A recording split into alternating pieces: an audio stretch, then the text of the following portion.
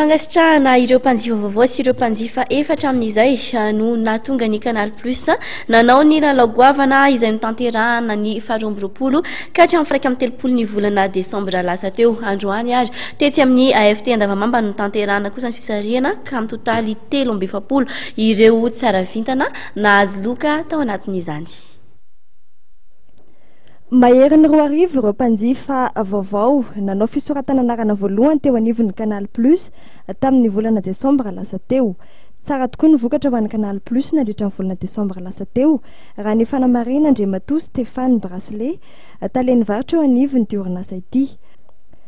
Ho fankasitrahana ireo mpanjifa vaovao sy ireo mpanjifa efatra amin'izay indrindra no nahatonga ny Canal Plus nanao ny lalao-goavana notanterahana ny 2 amby roapolo ka hatramin'ny 1 amby telopolo desambra lasa teo.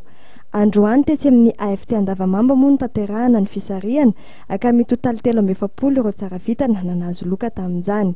Nisokatra ho an'ireo rehetra nanao fisoratana anarana voalohany sy ireo mpanjifa nanavao ny fisoratana anarana ny lalao ary nosokajiana araka ny formule sy ny faretany fanjifana fahitalavitra avy amin'ny Canal Plus ireo mpandray anjara.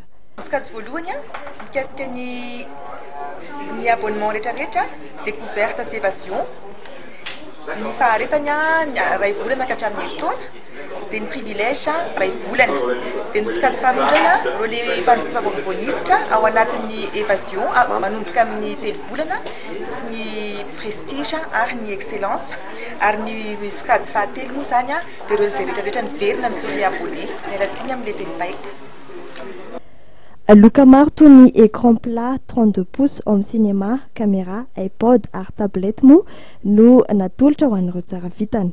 Metoy hatramin'ny 12 janoary avy izao ireo tolotra manokana nomeny Canal Plus toy ny option Disney izay nanomezana fihenam-bidy hatramin'ny 20 isan-jato. Metoy ihany koa ny tolotra mamaim-poana ho an'ny fanjifana ny décodeur, ny fametrahana ny antenne sy ny kojakoja miaraka aminy ho an'ireo olona manofa ny décodeur ary mandony saran'ny ofana amin'ny alalan'ny virement bancaire. Ho amin'ity taona 13 sy 4 arivo ity dia mbola hanome fahafa-po ireo mpitia fanatanjahantena ny Canal Plus amin'ny alalan'ny fandefasana mivantana ireo lalao fifaninanana samihafa toy ny fifaninanana handball sy ny CAN 2013. Ny CAN indray zany dia Canal Plus koa zany manana ny droit moa zany ozy tsika amin'ny teny baiko manao ny diffusion ny mandefa ny lalao rehetra zany on intégralité moa zany ozy ny teny baiko miaraka amin'ny 3e match.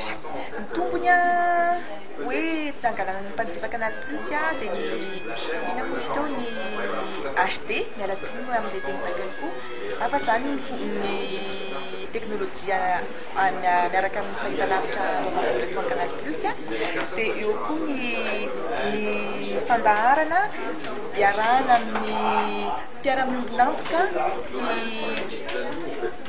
mpanolotra matianina toa ny Pape Diouf sy Marcel Desailly.